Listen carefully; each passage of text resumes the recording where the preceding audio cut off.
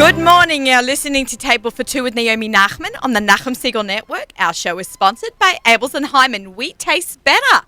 We are off to a delayed start because this is the end of the marathon, but you can still pledge. It was a crazy last couple of weeks. This marathon keeps JM in the AM alive and the Nachman Network stream. Thank you for those who have supported us and will hopefully continue to support us. And those of you who can still pledge, you can go to jmintheam.org or nachumsiegel.com. The Facebook page, you can go check out pictures and stuff, Instagram, and see what has gone on for the last couple of weeks. But thank you very much for pledging and sticking and around listening to all of Nachum's shows and all our host shows on the Nachman Network. We have a great lineup today as we get closer and closer to Pesach. I know I feel like I've been talking about Pesach for a couple of weeks. I did have a little bit of a break, and we'll talk about that in a minute. I just want to introduce our show. I'm Naomi Nachman. I'm the host of Table for Two, and I'm all about all the food. You said it, all the time. I love food. I love to shop for it, cook it, eat at restaurants. Anything food related. I'm a kosher personal chef. My business is called the Aussie Gourmet, and I love to cook for Pesach. But I'm like the only person on this planet that loves to say they love to cook for Pesach.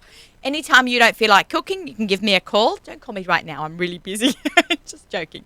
I hope you'll tune in every week and hear about my exciting food adventures and sharing of great recipes I do and my amazing guests. I'd like to hear about your experiences too, so email me at naomi@nachumsiegel.com. Join my fan page on Facebook, The Aussie Gourmet, Instagram, Twitter, Pinterest, or my newsletter, theaussiegourmet.com. So if you eat it, share it. Love to hear about what you've made as well. Great show today. I'm very excited because I've tried for a very long time to have these two ladies in, and they're both one of the busiest ladies that on the planet. I feel that, so it's been a really hard coordinating, especially Paula Scheuer is here in the house, as well as Miriam Pascal.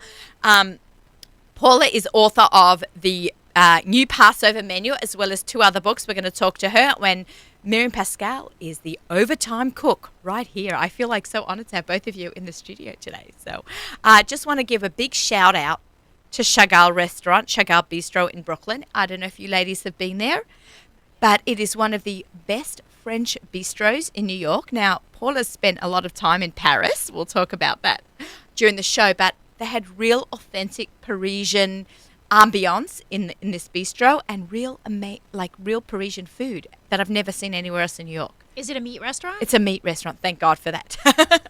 But it was really a fabulous place. I had their beef tartare. It was unbelievable. I don't know if that's so French. Is that? Oh, it's very French. I had it for the first time in Paris about 20 years ago. Okay, so it only hit the New York scene in the last couple of years. You know, it was a big deal to eat raw fish and even a bigger deal to eat raw meat, but it was unbelievable.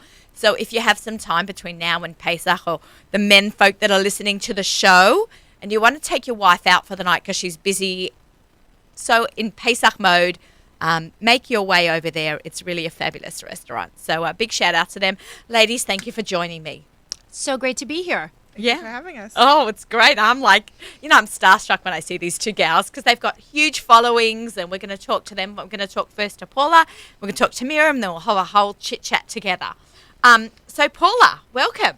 It's great to be here in New York. I know, right? It's we've had a really crazy winter, but you're also in Maryland, outside DC. We've had a pretty bad winter as well, and they cancel school for my kids pretty much the second they see 2 snowflakes. Really? Yeah, because it freezes a lot. Yeah. Oh, okay, it freezes up. Yeah, we've had quite a lot of snow days, but I'm happy to I take that time to cook with my kids in the kitchen. So. I made gnocchi with my son from the new Passover menu a couple of weeks ago. It was just so cold and we didn't want to go anywhere, and we made gnocchi together. That's nice. How old is he? He's 15. Okay, so when a 15-year-old boy wants to hang out with mum and cook in the kitchen, that's a good kid. Well, he likes to eat.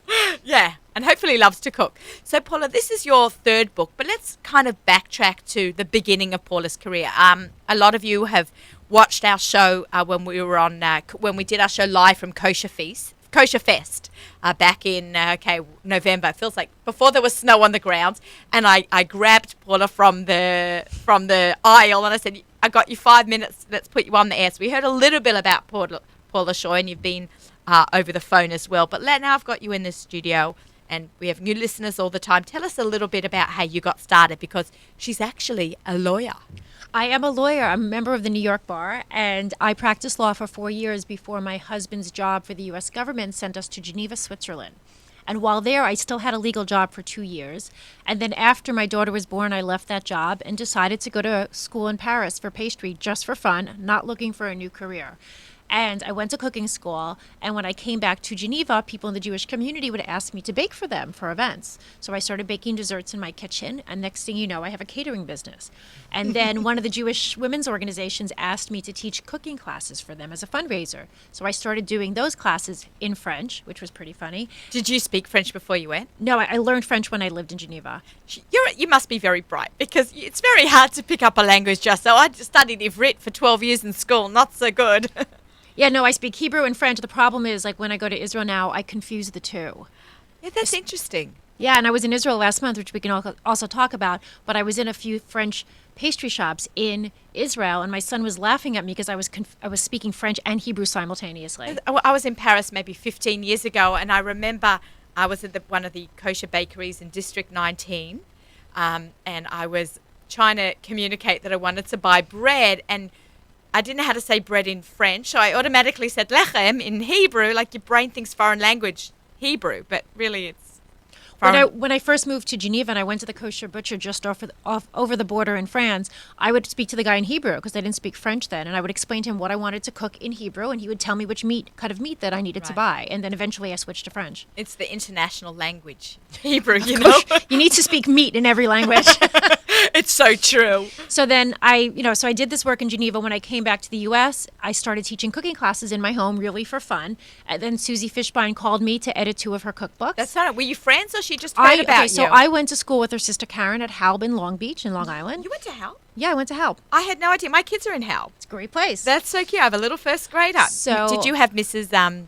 The third grade teacher? A lot of the teachers are all the same. Mrs. Meschenberg? My brothers did. She only taught the boys' classes back then. So she had my daughter, who's now a senior. She had it when she was in third grade. I cannot even believe she's still there because I'm not so young. I'm turning 50. So she's amazing. She's an incredible teacher. I saw her 2 years ago, and it was so fun to see her. She looks the same. It's really scary. And she has an incredible memory. So big shout out to the Hebrew Academy of Long Beach. Great place. So I knew Karen. I knew Susie's sister Karen, but Susie knew me through Karen, and Susie was in my younger brother's class at Halb, and Susie knew me through other friends. Susie's husband went to college with me, so like everybody's a lot of connections. The whole Jewish geography thing. So I edited 2 cookbooks for Susie, and halfway through I thought, I have so many recipes for my classes. I converted all the French pastry recipes that I learned in school from dairy to parve. So I had all these fabulous recipes, and that's when I decided to write The Kosher Baker.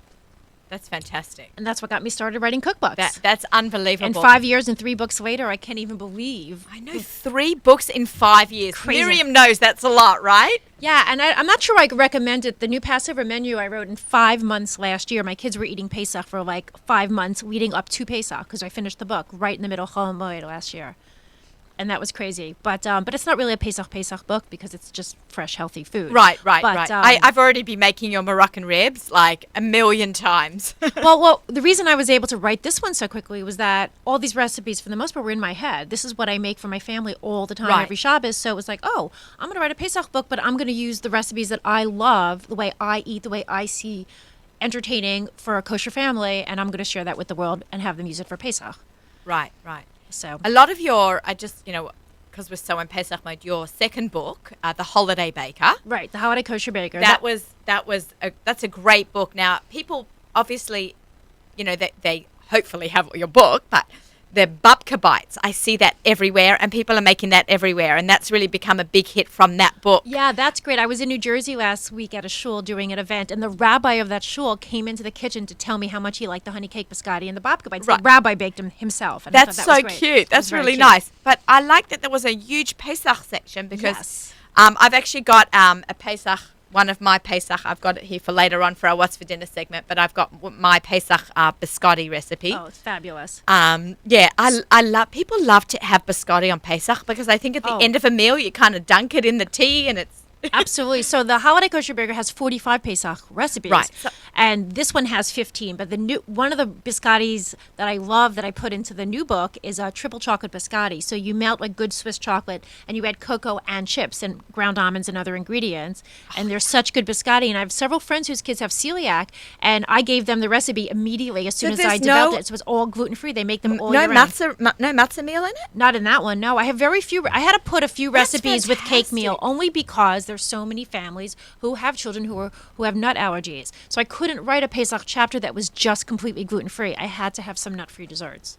I think that's brilliant. This is a book that you don't put away with your Pesach box, or you buy two. I think you need to buy two. I think it's only a $25 book, so I think people should buy two because one you put away with your Pesach pots and pans, and the other one you just keep. Because people have been telling me, like, they bought this, like, it came out 3 weeks ago. People are already cooking from it all the time, making the soups and salads and all this fresh stuff. So why wait? The kale salad, I mean, even though we're hopefully leaving winter one of these days and moving into spring, kale's considered one of the winter greens. Right. But it's got a kale salad in there. Yeah, the kale Caesar salad. My kids love that. Who is doing kale for Pesach? That is so clever. It's just so easy. I mean, you and I like to cook for Pesach too. It's all about what you can use, not what you can't. Right. So I'm not a super heavy cook anyway, so for me Pesach is not hard. It's like I just try to stay away from too many potatoes, but really focus on all the vegetables. Right, we had last week, 2 weeks ago, 3 weeks, I've lost track of time, Aviva Kanoff. Kanoff, I hope I'm saying it right. And she wrote a book called The No Potato Passover because she tried to make a book as a challenge without potatoes. And I thought, wow. So her publisher sent it to me. Do you use the same publisher, Stuart Schnee? No, Stuart is my publicist in Israel. Your publicist in Israel. So he sent me both her books. I love the fact that you can use her No Potato Passover the whole year. Yeah, I've been telling everybody just cook from this all year round because it's just good food, good fresh food. And this is what my family likes to eat. So there's no reason why I have 4 kids, so I have a lot of people tasting in my house. So Are they tough critics? My family's really tough on me. They are. They're really good. I think I have 2 out of the 4 that are more kind of real seasoned tasters, can taste subtle differences between things, but they're all really great at commenting, and they're very spoiled when they go out in the world. Like, they're just so disappointed in the food. Like, they go to camp every summer and they come back so skinny. Like, please, like, feed us. Yeah, my kids like to take their own set of spices with them to season the food up a little bit. We're building a generation of food snobs. I know, my kids smuggle in hot sauce into Camp Ramah. Oh, that's funny. I love sriracha. Can we get sriracha for Pesach yet? I don't know. I haven't. I haven't. You can get sweet chili sauce. Yeah. But I have not seen sriracha out on. Do I say truth it right? is you- Sriracha. Sriracha. Sriracha. So I have not seen that on the shelves yet, but that could be coming out in any minute. I'm sure it's so Gourmet popular Glut's now. going to get it in any day now. Okay, so this book is really different and really unique. It's not like soup and fish, and it's actually done very clever. Well, I wanted to make it really easy for people. So first of all, people find, the preparations for Pesach is just overwhelming. So by the time you get to the holiday and you're like, okay, my kitchen's ready, now I have to cook for 20 people. I'm exhausted. How do I do this? So I organized it by menus. Not that you can't mix and match, because I would do that as well. So there's, 8 different menus. So there's 2 different menus for Seders, then there's Yom Tov and Shabbos menu, and then Chol Hamoed menus. But like people I know who do vegetarian Seders, I said, okay, there's an Italian menu and there's a French menu. Those are fish vegetarian. You could use those for your Seders if you want. And I have lists of equipment for every recipe at the beginning of every recipe. Yeah, that's really good. It drives me crazy when I'll say, I'm going to make this for Pesach, and I'm halfway through the recipe. I'm like, don't have this pan, don't have that pan. And I tested things out with a lot of disposable pans because a lot of people use those on Pesach, and it makes a difference when you cook certain things. Cooking times are different pans. People have asked that. I saw on one of these Facebook groups, I don't know, Miriam, if you saw it, you can pipe up, but somebody had asked about if they can use one of those disposable pots. The foil pots? Have you ever seen those? I have not seen those. Have you? I never like to use disposable. I don't think it cooks as well, unless you absolutely have to. No, it definitely doesn't. I find things like I can do like a kugel in a disposable pan. 9x13 pan. I find cookies, just forget about it. Don't even bother making cookies right on a Cookie disposable sheets, pan. for sure you need real. Although pie pan's good, you just have to put that on a real cookie sheet. Yeah, do you put a pie pan on a cookie sheet? Is that what you're supposed to do? Yeah, I often do, just to get a little more heat on the bottom of it. Oh, good one. See, you're always learning. Always learning right here on Table for Two. I'm the kosher baker at heart, but I always say, like, I wrote this book, like, I don't just eat cake for dinner. Like, we have to eat food in our house too. Right. Like, some of the time. My kids love when I don't usually make dessert, but they love when I make a blueberry cobbler for dessert. When I see blueberries at the supermarket, when Costco has these big fat plumpish blueberries on sale, because not on sale, they're a bit pricey, but I just grab them up and buy a whole bunch. Someone just recently told me you can freeze them, fresh blueberries, and use them when you want to use them. Yeah, you're better off freezing them on a cookie sheet first, and then after they're frozen, putting them into a freezer bag so they don't just smush into each other in your freezer bag. There you go. Another perfect tip. We're going to talk about Pesach tips in a minute. Okay, we were just saying about... We were talking about the book, and then the other thing I did on this book, and I do this on all my books, I label the recipes if they're, easy or difficult, and then I have... allergy labels. I also have if it's gluten-free or nut-free or, gebrok, so that people, depending on your minhag, you can find the recipe that works for you or whatever your allergy is. Okay. Your photography is lovely. Thank you. Who did all this? So the photographer is Michael Benacress. He's done all of my 3 books as well as my 3 simchas for my 4 kids. And he's a fabulous photographer. That's nice. But we have a lot of fun doing food together. And we have a food stylist that we use. And I have a baking assistant who's wonderful. And just looking for some of these pictures. Here. Oh, look. Here's a Middle Eastern charoset. She has all different kinds. I'm just going to hold it up for those of you who are not familiar with our YouTube channel on the Nachum Siegel net. It's on the YouTube channel. We have the Nachum Siegel Network has a YouTube channel. There you go. Did I say it right? And it's Nachum Siegel Net. I said it right, ZK, right? Did I get it down right? He's laughing at me. He's cracking up. One of my favorite recipes in the book is the here we Seder go. plate salad, which is really beautiful, and it has all the elements of a Seder plate in a salad. And I'm actually going to do it on TV on March 30. Say that. Yeah, wait, hold on. March 31st on Fox Morning News. I'm demonstrating my Seder plate salad. You go, girl. I'm very excited. This is not Paula's first TV appearance. Oh, Let's no, talk about. yeah. She was on Hallmark Channel, right? Yeah, I was on the Home and Family on the Hallmark Channel for Hanukkah, and I'm going back for Pesach as well. I'm filming in LA on March 30th. I'm doing my gefilte fish in there, which is like you take a frozen gefilte fish My loaf. grandmother is so proud of you. And you thaw it out, and then you put half of it in a loaf pan, and then you put fresh salmon and the gefilte fish on top. And then when you slice it, you have a ring of gefilte fish around salmon. And I'm doing this on the Hallmark Channel in LA, which will be really fun. Yeah. I have a great time doing that show. And and the other show I'm doing a show in Washington as well. So I have 3 shows before Pesach. So every holiday, I'm super busy doing like little TV segments, which is it's been a lot of fun. It's fun. fun. TV is fun, and so is radio. Well, here I'm in studio, so I actually had to get dressed, but I do a lot of radio from my house where I can sit in my pajamas nice and toasty. Yeah, And, we don't have that luxury, ZK. but I can come. I'll come in my pajamas next time. If that's Okay, you with can come in your pajamas next time. I'll be happy to have you. Because anytime. TV is like a whole different thing, Right, It's like right. the makeup, the hair, the set, and all the desserts and all the food and stuff. But it's a lot of fun. I meet great people when I go out and do the shows. And Yeah, I've done a lot of QVC over the last couple of years. That's and I fabulous. do Rogalach. Oh. So I'm actually trying to get the guy from Petite Shell. Have you been there? No. You must go. Okay, where is this? It's on the Upper East Side. So those of you who are listening, you've heard me say this quite a few times.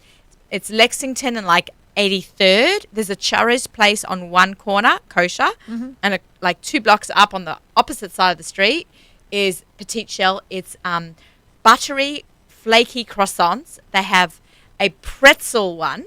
Pretzel that's style, great. a whole grain style. It's all butter. You taste the butter. They make these gourmet sandwiches. My mouth is watering like crazy as I'm talking about it. And and all different kinds of like a pepper jack cheese rogalach and a chocolate rogalach and interesting. an apple cinnamon well, rogalach. I do so many things like that. I try to take the traditional Jewish desserts and make them And more interesting, more twist it out. twist it around. Like I had for Purim, I did my green tea hamantaschen, which was really fun. I did that. And I try to take rugelach and put different things inside and mess around with the dough. I think for Joy of Kosher last Rosh Hashanah, I did a chocolate rugelach dough where the dough was chocolate. So I try to have some fun with the traditional stuff because I think that people want things to be a little more contemporary. Yeah, absolutely. Do you think about this like day in and day out? Like when you're lying down at night, does your head spin with recipes? Oh, all the time. I have idea files. I travel a lot, so I have so many ideas from all the different places. Where have you traveled to recently? Recently, I was in Israel. I did a book tour and media tour there. I was at the U.S. Ambassador's residence in Herzliya and did a book launch there for 80 people, which was like the who's who of Israeli food scene. Such wonderful people, restaurant owners, master chef winners, people who've had TV shows, people who've written books. bloggers, magazine writers, such a wonderful community of food people. And Jamie Geller came to my event, which was so wonderful to see her. Yeah, we love And I Jamie. did some other book signings there. And then I had journalists. I was following me around because I was researching an article for Hadassah magazine on the Right. best bakeries in Israel, which, Naomi, is a miserable job. But I think you should come with me next time to research this because, Okay, done. It's just, No. it's really So painful. I should come with you, and we go around Israel tasting. I've done this in tasting Paris. bakery food. Yeah, okay. I need to do it in New York too, And but you it know was what? fun. ZK can come along and film us. Oh, that would eating, be really fun. And then we'll just air it right here on Table for Two. He's excited. He's ready. Bags packed. Yeah, I was in Makor Rishon newspaper in Israel with all these awful photos of me, like stuffing food into my mouth, looking up, thinking about it, looking seriously. They're really funny. You are living the dream. Oh. You are living the dream. It's fun. I feel very blessed. I really, it's been a very long haul to get where I am and a very long journey. And Right. at the beginning, I heard no more times than anybody needs to hear the word no. And I just kept persisting and Hard eventually- work. Hard work. Persistent. Don't give up. You're very skinny.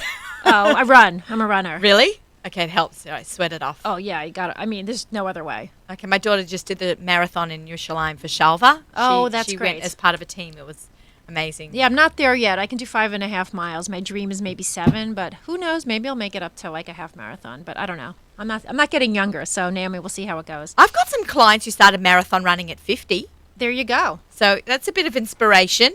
There it is. I was a runner as a teenager into my 20s, and then it kind of just like the knees. Yeah. Yeah, But no, we I got to gotta- do some exercise. You just, Oh. if you want to eat, balance it out with a little exercise, and that way you get it in. And with, a lot of my clients, and speaking about food and exercise and Pesach coming up, we think of Pesach, and I'm going to Ram at the Doral Hotel in Florida. Fabulous. Yeah, I'm very excited. I'm going to be running their culinary program, tons of cooking classes, and their food is incredible. Ari White's going to be down there also doing his barbecue stuff, but Ram Cater is synonymous with high class, high end, delicious food, well presented, and I'm so proud to be and excited to be part of their team. But my kids are like, Mum, we're going to eat and eat and eat and eat. They have wood burning pizzas, kosher Pesach. They have sushi, kosher Pesach. Like it's going to be non-stop food. But I said to the girls, so long as we exercise a little bit every day, if you're home and you're going to be eating a lot, you're going to be dunking those yummy biscottis in your tea, do it. Enjoy it. Just walk on the beach. Ju- It's so beautiful. Or if you're in New York, go walk to shul and back. Or in the afternoon, walk your husband to mincha or something. Just keep it walking, keep it moving. I'm not telling you to go for a jog down Central Avenue if you live in the Five Towns, or along Grand Street if you're right here on the Lower East Side. But just go for a walk. Keep yourself moving. Drink lots of water. And the other thing I'll tell people, and for sure Miriam would agree with me on this, like don't ever eat any desserts that don't taste good. They're not worth the Sure. calories. If you take a bite of some Pesach dessert someplace and it isn't good, just put it Spit it down. out. Put it down, spit it out. Because you know what? Life is too short to waste on bad desserts. Eat Miriam's, eat mine, bake at home, buy them at places that are good, but really do not waste your calories on any bad Pesach food or desserts for sure. Or in general, on bad food. Ever. Oh, Ever. yeah. You should see me at every simcha. I have like what I call the graveyard of desserts on my plate. One bite out of every cupcake, one bite out of every cookie. Because if it doesn't deserve a second bite, I am not going there.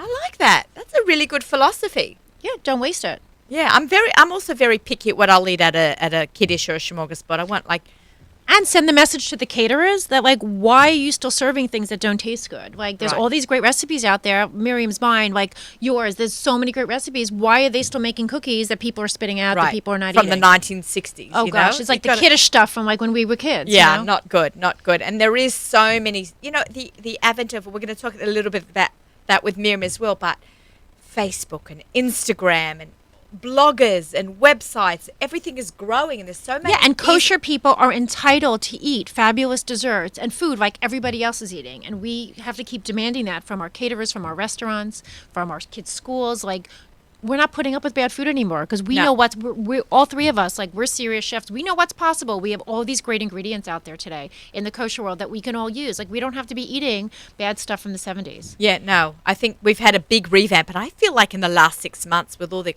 kosher foodie groups out there on Facebook, they are demanding the restaurants pay attention to what Absolutely. they're saying. There's a way to do it. You've got to be respectful if you want to get your point across to the restaurateur, but there is they have to listen. It's a two-way street.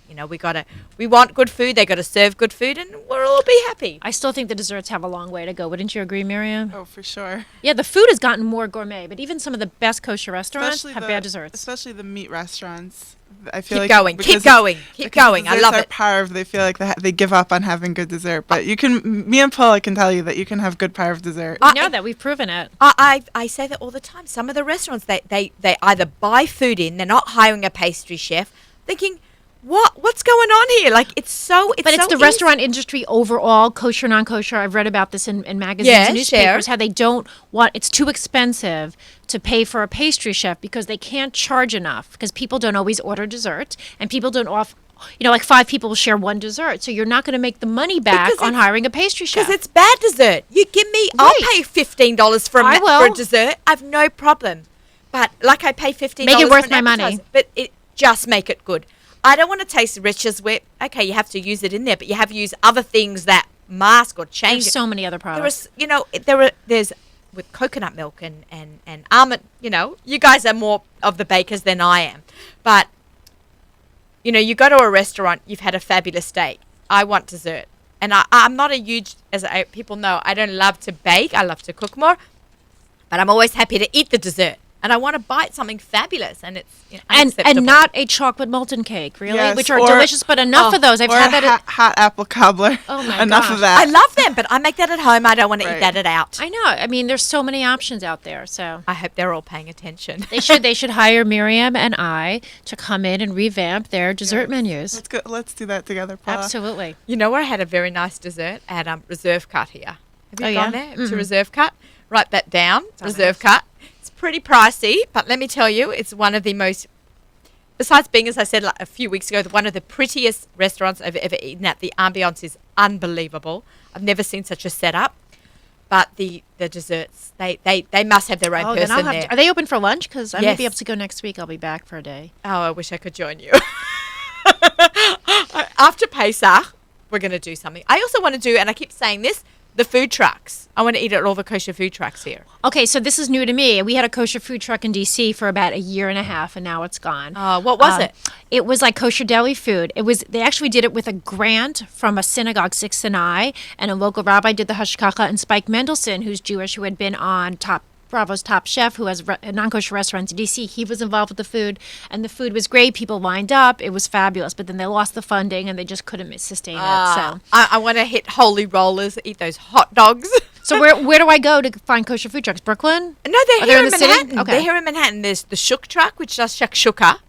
They've made the New York Post. They made a big splash, and Holy Rollers, and I think the Schnitzy Boys. It's like there's a lot of them. Oh, that's great. Okay, I definitely have to research that. I know. So I keep saying I'm going to pick a date when it's warm and invite people who listen to the show to join me on a random Wednesday. I would definitely come back from DC. And we're going to do a little, tasting of all the food trucks. Oh my God, my mouth is watering. I know, I'm getting hungry. Okay, just quickly, and then we're going to move your Pesach tips into your Pesach tips. But what advice can you give to a younger family starting off, of someone who's a young bride who's making Pesach for the first time, or someone whose parents are elderly and the parents can't make Pesach, and now it's on the daughter who's never made Pesach and she's married 30 years? Test them out. What advice can we give to these people? So the first thing is be organized, okay? Remember that, even though you're planning seders and you're planning dinners, you still have to deal with breakfast and lunch. So plan out those breakfast and lunch. That should be part of your shopping list as well. I put a breakfast chapter in the book because I got tired of being a short order cook as my kids woke up at like 11, at 3, at 4, at 5. They'd wake up and I'd be making dinner and I'd be making omelets and stuff for them. So, bake some things, have some things available for people to nosh on all the time. Don't forget about noshing. Okay, because if you have, as soon as Pesach starts, people want something to eat. So get that ready. The best advice I could give to somebody who's doing it for the first time is when you go shopping and you buy all your Pesach ingredients, keep those lists. You put them in an envelope. And then if you buy something during the week, put that receipt in that envelope. And at the end of the week, you look in your cabinets. And if you bought 10 boxes of matzah and you have 5 left, write on your list, next year buy 5. If you bought 3 jars of barbecue sauce and you only used 2, or you went out and bought an extra one, write it all down. Keep track. By the second Inventory. year, right, within 2 years, you'll have like the perfect shopping list because the ingredients are so expensive. And that way you'll be really, really organized, and you won't spend as much money for a young family. That's a really big burden. When you look at your cabinet at the end of the week and you're like, oh gosh, I bought like 5 cans of cake meal and I only went through 2, like this was a waste of my money. Right. So, think through that. And also at the end of the week, think through what equipment you didn't have that you wished you had, or what's old that you want to replace. Keep a list, an inventory list. Right. I mean, I've stopped now. I have a shopping list for this year. It's huge. It's like I need a new this, I need a new this kind of a bowl, or this kind of a pitcher, like things break, things you needed more of. Just make that list so that you have it before the following year. Yeah, I like that piece of advice. That's great, and I hope our listeners are heeding to all that. And just anything you can make in advance. I always have storage instructions for every single recipe, what you can make 2 days in advance, what you can freeze, how to freeze it. Like, just plan those things out. And do whatever you can at the beginning of the holiday or right before, and that way you can have some time off, because you can't spend that whole holiday in the kitchen. I've done that. Yeah, no, I know you need to get out, and we have a nice bit of Chol Hamoed, so I want everyone to enjoy. Absolutely. Thank you, Paula, for joining us. I hope you can stick around. Hello, Miriam Pascal. Woohoo! Miriam's spoken up a little bit through our interview with Paula, and you're going to join us a little bit more now, one-on-one. But I'm really happy to have you in the studio. So, Miriam, you're really young, right? Which is awesome to be so known in the food world. Thank you. Right? It's. When did you get started? About 3.5 years ago. Okay. I'm totally not trained. I never went to a cooking class in my life. The first cooking class I ever went to was the first one I ever gave. Really? That is hilarious. I went to so many before I gave. Good for you. About 3.5 years ago, I was working in a boring corporate job, and I am a creative person. I needed a creative outlet, so I decided to start a food blog just for fun, for a creative outlet. For fun? And I didn't think it would take off or last. I thought, I always had hobbies that lasted a week or two, and then I gave it up for the next one. And I thought, in a couple of weeks I'll be on to the next thing.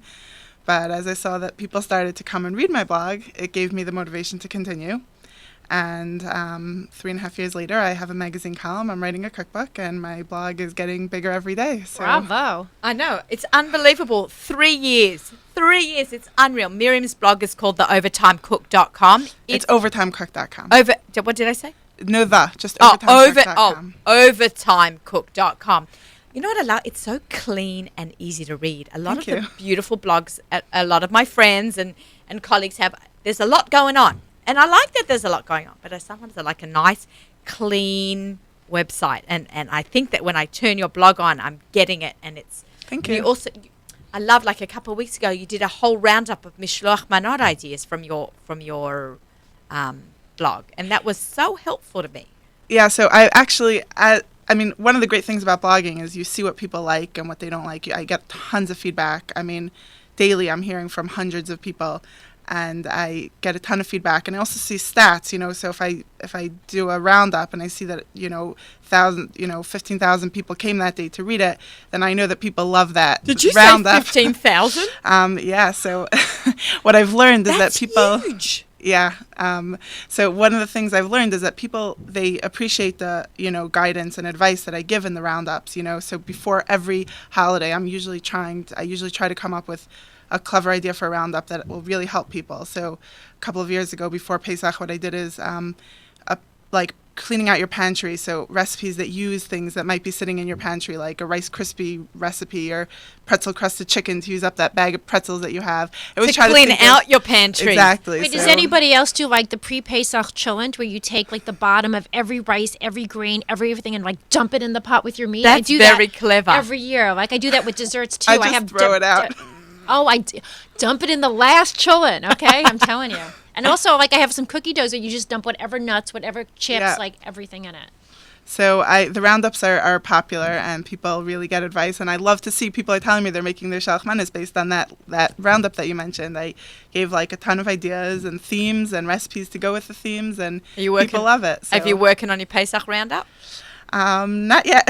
I know you must be really busy. So, Miriam's busy with her blog, and she does actually have a job outside of her blog. I don't know how you find time to do that. Well, that's the idea of the overtime cook, that I work full time. I actually commute also, and on the side I'm cooking and baking, but I have very little time to do it. And I think that's what is popular with my readers, that my recipes are usually recipes that really take very little time, because I don't have the time, and I know my readers don't either. They're busy mothers, busy, they're doing other things. They don't want to spend all day in the kitchen.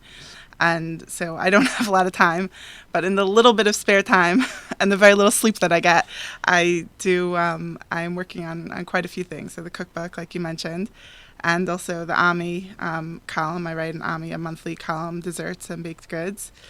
And I keep myself busy. I don't remember what free time is like, but I hear it's nice. Okay. Yeah, anybody know what that is? No, what? Free time? Oh, gosh. I have to look that up. Let me have go to my thesaurus and look that up. I have 3 weeks before Pesach where Monday to Thursday, every week, I'm somewhere around the country doing demonstrations, book events and stuff like that. Everyone's like, how are you getting ready for Pesach? I'm like, God will help me. Right, I it's will true. somehow This is where bitachon. Bitachon kicks you have to have serious amuna, and you will get the job done, right? So the funny thing is that you mentioned the Shalchmanis ideas, and I was giving so many Shalchmanis ideas to my readers before Purim, and then people said, well, what are you doing for Shalchmanis?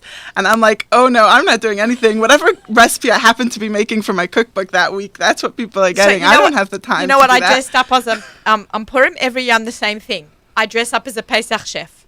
I wear my Aussie Gourmet chef's jacket, and that's what I do. I'm a chef for the day. But yeah, I can't Purim is kind of very hard for me, a little blip on the radar, but I do challah and wine. I kind of feel like, especially this past year it was Thursday Purim, so I kind of gave everyone challah for Shabbos or for the Suda, and just a bottle of wine, and just leave me alone because I got to run back downstairs to the Pesach kitchen. But my kids have fun, so Yeah, I usually do the different flavors of hamantaschen from my second book, and just have some fun with different colors: red velvet, pistachio, green tea. Just have some fun with the hamantaschen. But I was already working on Shavuos recipes in the middle of, at the end of February, beginning of March, because the deadlines for the magazines are so quick. Right. So somebody was laughing at me, why are you working on dairy recipes? I'm like, Shavuos is coming. Shavuos is coming, yeah. And the other thing is, when you're trying to get the Pesach ingredients, Hanukkah time, to work on your Pesach recipes, and the stores don't have it yet. Oh, stockpile. Yeah. I've learned. The I first year I had a always hard have time. that cake meal. I have the tapioca. I have the gluten-free cake. I stockpile that stuff every year. Wow. I have to. Yeah. You are listening to Table for Two with Naomi Nachman on the Nachum Segal Network. Our show is also heard on Arutz Sheva English Radio. Our show is sponsored by Abels and Hyman. We taste better. Had to do a little station ID for our incredible Nachum Segal Network hosts and our show and our stream, especially the week of right after the marathon, with the marathon ending. Okay, I have some very serious questions for you. Instagram and Facebook. How do you get yours to grow like crazy? Even your website, how did you start with your audience? How did you get yourself out there so fast and so quickly? I've got to talk slow. You are one of the fastest growing in 3.5 years. You're getting 15,000 hits a day or a week? In a day, yeah. In a day, 15,000 hits a day. I'm happy when I have 7. No, I have more than that, but not too much more. Well, so I think originally I really didn't know what I was doing, and I think I sort of got lucky. But one of the big things I think is word of mouth. That as much as I can do social media and things like that. When someone makes a recipe from my blog and they serve it on Shabbos to their guests, and their guests say, "This is delicious. Where's the recipe from?" And they say, "Oh, from this great blog, overtimecook.com." That's the best way to get new readers, because those are people who are just wow, they already know that the site is great and the recipes are great, so they're the most excited. So your food must be really sensational, and I know it is because I've made some of your stuff. That probably what is separating you from other bloggers. Your food is good. It's simple, but it's still different, right? It's different enough, and you're not seeing it on all the cookbooks that have come out. It's really different, and it stands out, and people are just spreading the word. So from that, you are also taking your Instagram pictures and posting it up, right, and sharing and tagging and hashtagging. This whole hashtagging thing is hashtag crazy. And it's just grown. It's unbelievable. Well, back to what you said about the food. One of my favorite ways that someone described my blog is they said that my recipes are innovative within their comfort zone. So the recipes are great. That's great. They're familiar, but they're still different and cool. So that was my favorite way to describe the recipes, and I really try to keep that going because that works. It's really good. What's your favorite food? What do you love to eat? I love meat. I always say hashtag carnivore. I love beef and ribs, the heavy meats. I just had my cholesterol checked. I'm good. No, I'm actually not such a big meat person. And people would think that sweets would be my favorite, and I enjoy certain sweets, but I don't know. I love popcorn. Like I always say, if I had to pick one Don't thing. even get me started. I'm obsessed with And popcorn. the problem Really? with popcorn is that it's not Oh so. yeah, salty. You know why? Salty. Because we're spending so much of our time doing sweet stuff that we crave salt. So, and because it's not so unhealthy, it's like you feel like it's okay to have some, but then you have a big bag and suddenly it's gone and you're like, oh, whoops. So popcorn is like a real weakness for me. I make it over the stove with olive oil. With olive oil? It olive doesn't oil. burn fast? No. Because olive oil... Oh, that's so Just a interesting. little, just So cover the bottom. In camp one year, I used to be the cooking teacher in Camp Dina. So I got all these bags of popcorn. I took a big pot. I put a little bit of probably canola oil or vegetable oil, whatever they had in camp. And I popped a huge thing of popcorn. I put some in a brown paper bag when it was still hot with chocolate chips and chili powder. And I shook it up. And the chocolate chips and the chili powder went really well together all over the melted popcorn. And it was amazing. And the reason why you didn't bring this for Miriam and I myself know, today, I know. I really? just thought of it It's now. almost lunchtime. Yeah, right. Or I think I Miriam... did bring dessert. No way! Yay! Miriam! CK! You getting this? This is great. We're going to eat this. Oh, I hope... Look how cute There you those go. little cups are. These are so fabulous. Oh, Wait. okay. Let me... This is... Miriam, is this going to be And in I your even brought book? little spoons. Yes, this is for the book. Okay, I'm getting one for Oh my CK. God, these are so Actually, I adorable. kind of knew that Miriam was going to do this. I'm not Well, surprised. there was a sneak peek on Instagram last I night. know, I and saw that. Now, what do you call these? These are praline mousse cups, and Yummy. I don't think they taste like what you expect them to taste like based on the way they look. But you'll let me know. It's really cool because Miriam said to me, ZK, this is really for you, who's coming into the studio, and I told her Paula, and I said, and my engineer ZK. We loved her. Had to make sure there was enough for all of us to eat. Well, Okay, there's can I plenty. try one? Oh wow! We So have maybe little spoons too. This maybe is you so should be doing the exciting. What's for Dinner segment. Well, this is for the cookbook. I can't give this recipe. She can't give the recipe out. So after this, we're going to break for the What's for Dinner segment. But this is oh my God, my mouth is so watering just from You know, looking I'm at it. usually the person who's like, this month I'm cooking for everybody. I'm doing events like up and down the East Coast. I'm going to be in Chicago. Oh, I'm coming back to New York a couple of times, but I'm doing an event at the 92nd Street Y Oh. on March 25th. That's like in a couple of days. Yeah. So if people want to join, they should go Yeah, they can go find up the probably on their website. It's going to 92nd be a Street talk. one. Oh, CK, this is good, hey? We get to eat good stuff. So but I'll this- tell you the It's story got nice behind this. crunchiness in the middle. So I'll tell you the you story can't make behind a the mess. crunchiness that I actually. This is not going to be part of the recipe in the book. I just layered it with these crumbs because I had them, but it was a cookie dough that was too crumbly, so I added some oats and some other things, and put it in the oven as crumbs. And sometimes like you the have to think crumbs. fast I like on the your crumbs. feet. I know every time there's something that doesn't go perfectly right and I'm about to throw it out, I'll be like, okay, how can I reprocess this? Exactly. What can I Even do? if it won't be a recipe that I'll use, I just don't want to throw it out. wanna- So it turned into crumbs for this. This is for amazing. this dessert. Is there Rich's Whip in here? There is. You would never know. And I always tell Yeah. people, I can always tell when there's Rich's You Whip. know- I go to a fancy restaurant, I can say, ugh, this tastes like Rich's Whip.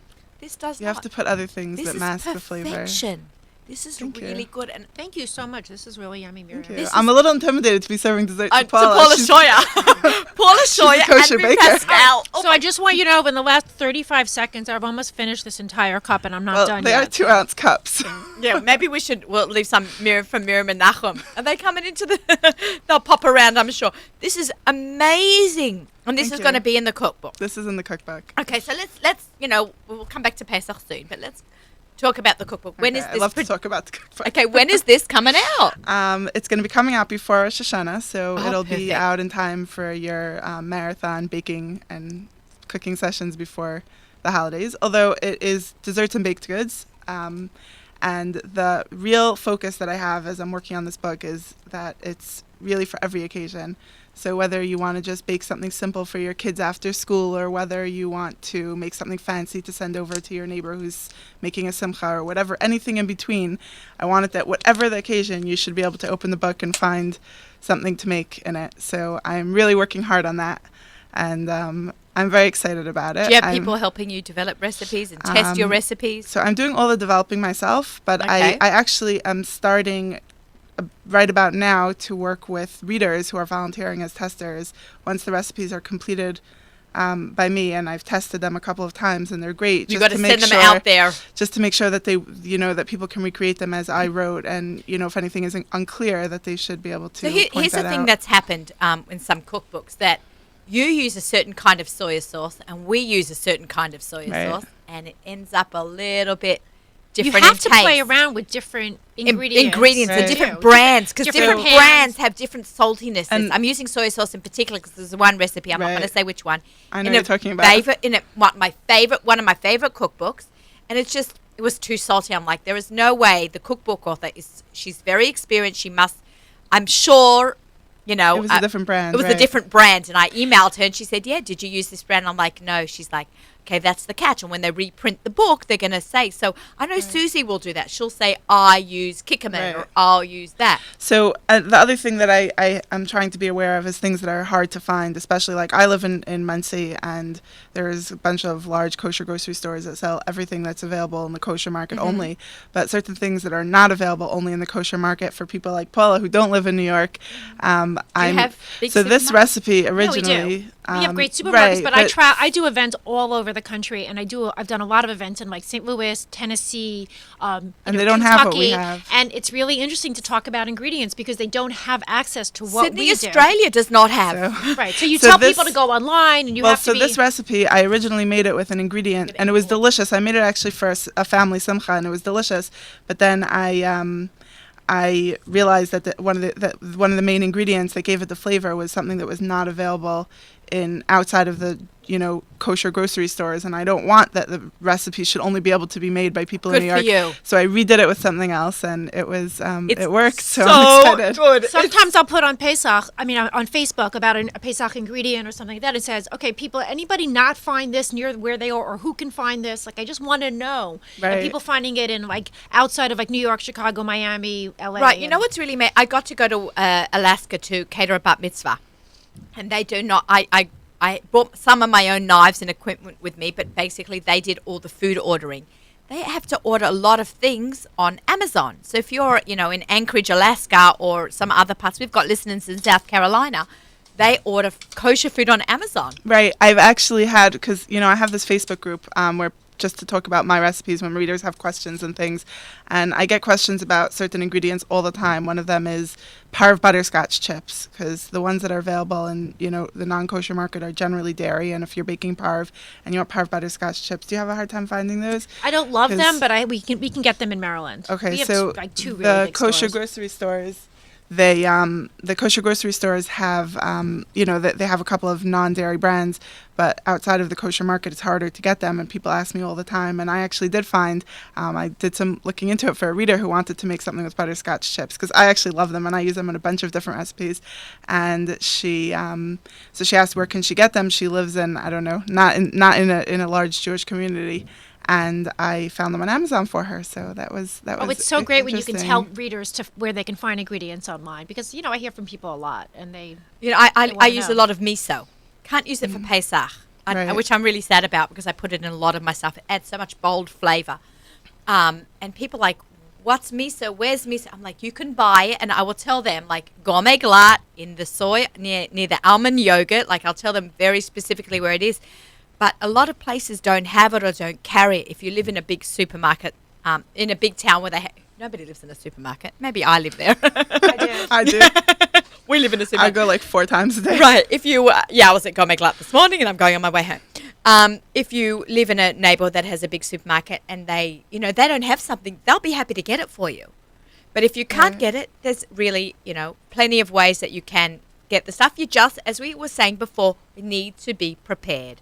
Right. And, write your shopping list. Check that you have everything in your house before you start, making even in general, Pesach or not, check your ingredients in the house before you start making something, because there's nothing like worse being halfway through a recipe like, this recipe calls for 6 eggs, I've only got 4, so just... Yeah, that's the worst, the eggs. And then Miriam and I get emails from people who say, oh, I made this recipe and didn't come out right, and they changed the ingredients, and they couldn't find this, or they did that, and they get very angry at you, like, why did you do that? Your recipe sucks. They're like, your recipe's terrible. And I'm like, well, you didn't follow the recipe. It's a scientific formula, Right, Yeah. Cooking is science. Look, I do tell people, not with baking so much, find your inner chef. take, you know, Soup, stews. You can yeah, totally you change but them not after they're with done. baking. Baking is Well- very much a science. So At with least the first baking, one. there are certain things you can play around with. Like for example, if there's cookies that have chocolate chips, you can have fun and put peanut butter chips and caramel chips and butterscotch chips, and you can put a little more. You can do other things, but like with the actual dough, you don't want to start messing around. Like people ask, "Can I use baking powder instead of baking soda?" And I'm like, "No, no, Right. no." So that's a very good It's a question. good question, Can you but- tell me the difference? Because Well- again, I'm not a baker. The difference between baking powder and baking soda. In Australia, growing up, we don't have one. There's something we don't have. We don't use it in our cooking. Maybe it's baking soda. Maybe it's Baking powder you need. Baking Yeah. powder is a real basic leavener. I mean, it really. So maybe it's for baking cookies and soda cakes. that we don't use so much. But what's the difference between the two of them? Well, Paula can probably answer, but baking soda needs an acid to react. So if a recipe calls for baking powder and it has no acid, and you put baking soda instead, you're going to have a problem because it needs the acid to react. What do you mean by an acid? Some of our listeners would sure. like to So know. brown sugar is acidic. Really? Lemon juice, Right. vinegar. Lemon juice, vinegar. Citrus. What does it on the do? spot, I'm What trying does to it think do? of What other does it It, do? it just common- reacts. It just helps it. It activates it. And activates in what? It's going to make it fluffier, Bubbles it. higher. You can actually see it, and because I have some vegan like cake recipes that don't have eggs, and they'll have baking soda and vinegar or something like that, and you just see it immediately starts to bubble and Bubble up. expand. So it'll help lighten up a dessert, lighten up a cake. Okay, make it fluffier. Let's put Right, it in it- simple terms. Yeah, I mean, if you leave it out, you're going to be left with a rock, like a hard rock. So, I mean, some recipes you don't use it intentionally, but in a recipe where you're supposed to put baking powder or baking soda and you leave it out, it's going to be hard. It's not going to be fluffy Okay. because Yeah, those your cookies will would be leave flat, in your it. cake wouldn't rise. So what can't you leave out? The baking? Well, Either one. I mean, Depends you on every it's hard to answer that question because every recipe is a precise Right. formula. Right. So certain cookies really you need both baking powder and baking soda. Certain cakes only baking powder. So it really just So depends. you know what I found? Like I'm big into making things in bulk. So sometimes I'll triple a recipe. I'll never quadruple because I think the science balance gets off with baking. I think you I do can't- that at my events. You on- can't and it's tricky. quadruple. You can't quadruple salt because then it's too salty. Yeah. So if I'm quadrupling a recipe, I have to. I only triple the salt. Yeah, and I also find when I'm quadrupling a recipe, I don't need as much yeast. Right. So it's so interesting. Baking is a complete science. I wish I understood all the different. I think Alton Brown is really good at explaining Yes. some of the science stuff. Absolutely. Okay, very good. So now I'm going to take a little bit of a break. We're going to do our What's for Dinner segment, sponsored by Gourmet Glatt. I just want to give them a big shout out because they have been amazing. All the people like myself that have needed Pesach products even a week before Pesach, even Purim time, they were pulling stuff out for some of the people that like to be organized, and it was so helpful. So a big thank you to the team at Yoeli Steinberg and Howie Klagsbrun and Mendy Hers and the whole team there, but for helping me get all my Pesach stuff together even before Purim. So a big thank you to them.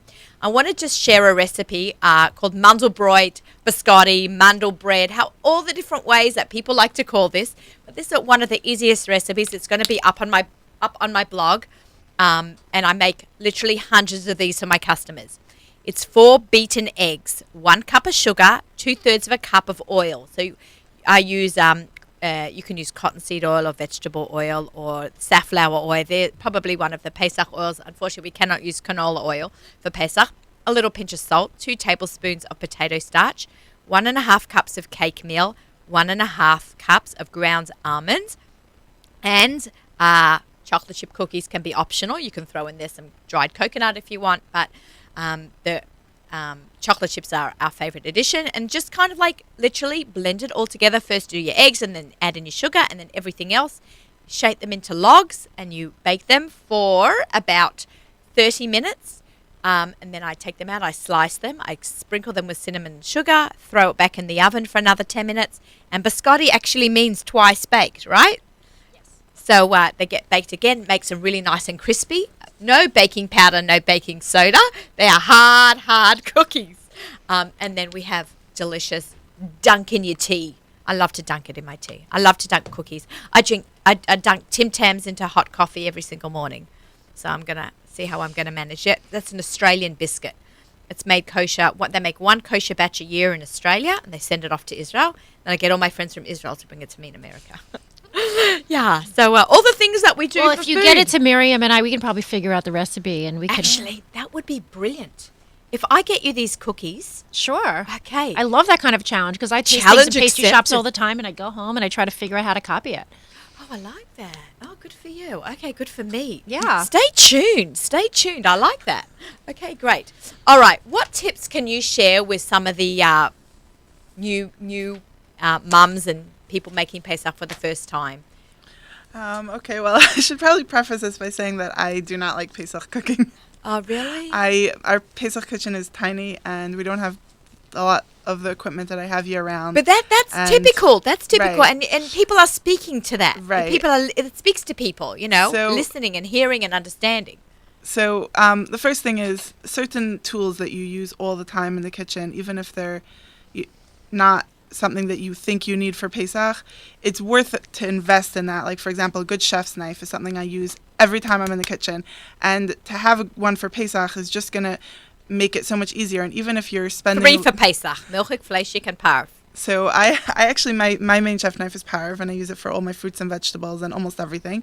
But, even if you're going to spend a little bit of money and you think like, oh, it's just a week, it's not worth it, it is, because Pesach cooking is hard enough as it is. Make it a little bit easier for yourself. The other thing is I get very stressed out about all the things I can't use. Also, I should mention that my family's minhagim are very, very strict. We don't eat gebraks, first of all. Okay. We don't eat most processed foods, so no spices. So many things that we don't use. We use very basic things, and I get stressed out because, I want to be creative and I want to do exciting things. In and your I book, can't. are you going to have adaptations to your... So I'll Pesach? come back to that in Yeah. a minute. Yeah, But yeah. so what I do is, and especially when I'm working on my Pesach recipes in my chametz kitchen, Hanukkah time, I really try There to you focus. I really try to focus on the things that we do have and we could use, like chocolate, for example, because when I'm doing Pesach desserts, I can't use so many ingredients. But chocolate is a great ingredient, and it's kosher Pesach. I use it. I use chocolate. I use cocoa. So, and the texture is great to do things with. That it's hard to get that texture otherwise. So, for example, in my Pesach column in Ami, I had red wine chocolate truffles. That's just thinking what we have on Pesach and saying, hey, we could do something really delicious with that. So things like that, I try to really focus on what could we do with what we have rather than just be like, oh, bummer, I can't use that. That's very clever. It's thinking around, Yeah, out of the box thinking. And the whole year round, if you see a dessert recipe that has less than a quarter cup of flour, it just happens to be a recipe that's almost gluten-free or a gluten-free recipe, that should... light bulb should go off in your head. This could be a Pesach recipe, easily adapted. How do you convert a quarter of a cup of flour? Oh, I could use just cake meal alone, or half cake meal, half potato starch will just get you there for that a small Write amount. that down. I'm writing that down. It's just a small amount, but I like to work quarter with ground cup. almonds. Quarter cup. If it's I'm a writing quarter it cup down. of flour or less, then you can definitely either use all cake meal, all potato starch, or combine the two. Usually combine the two is the best way to go. It depends on the recipe, but I'll take those recipes all year round and play around with them for Pesach. So just remember, all year round, gluten-free means Pesach. Right. Yeah. And things that just don't have flour, like meringues. I don't make them that much during the year just because I'm too impatient. Right, that slow process. But, it's something that just doesn't have flour anyway. It's a perfect thing to make on Pesach. So things like that, I'm a fan of those. As far as the Pesach recipes in the book, I'm not having that many just because I think that, it's a dessert and baking book. It's not going to be that. There's not going to be that many Pesach Dessert recipes. and baking? It's not Yeah. chicken? No real food, just dessert and baked goods. Oh, that's actually So- good for someone like me who's, And I'm trying to make it very simple. So even if someone's they don't consider themselves an expert baker, even, they're a real beginner, that they should really be able to find something that will be easy for them. I like all I you found mean. that people really like the simplicity of the kosher baker, having good basic recipes Right, they can go back to, that they can double, that Right. if it's Friday at 2 o'clock, they can throw together. That's so what I I think people use. will so appreciate what you're doing. And I also use those a because- lot. I use some of those recipes a They're lot. just simple. I make them all the time. So one of the great things about having a blog and getting so much feedback is that I learn what people have questions about and what people don't, especially people who are beginner bakers. They have questions about specific things, and I find I get the same questions over and over. So I'm really able to address those in my book because I can already predict what people are going to need Right, to know. right. You say you hear the voices. So, like, for example, every time I use buttermilk, people say, well, how do I make a parv? So in the book, there's going to be all these kinds of substitutions and how to do, basically all the things that I get questions about, daily on my blog.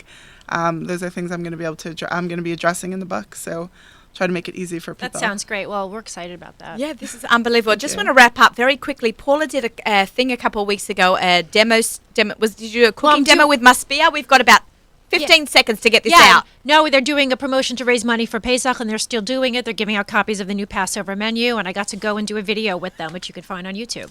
Okay, great. You are the queen of that, just saying it really well and fast. I'm from New York. I speak quickly. Yeah. Also, I didn't get to mention my website, thekosherbaker.com. Yeah. I have lots of recipes on there as well, mostly and desserts, but Paula- the first food book is new Passover menu. You can find it everywhere. What about Paula's pastries? I even wrote that down. kosherbaker.com is the new redesigned website. Okay, kosherbaker.com. Check out Paula and all her websites and her 3 fantastic books. It's a must for Pesach. Miriam, Overtime Cook. We are Did I waiting say at it the right? edge of our seat for Overtime. your new book. Overtime Cook. Overtimecook.com. Miriam, Pascal, thank you both. I am in awe of both of you. Thank you for bringing in food. Thank you for both coming in today. And I want to wish you all a great Pesach. This is Table for Two with Naomi Nachman on the Nachum Siegel Network. Our show is sponsored by Abels and Hyman. Want to wish everybody a Shabbat Shalom. Happy Pesach cooking. Check out the Aussie Gourmet for some great recipes too. Shabbat Shalom.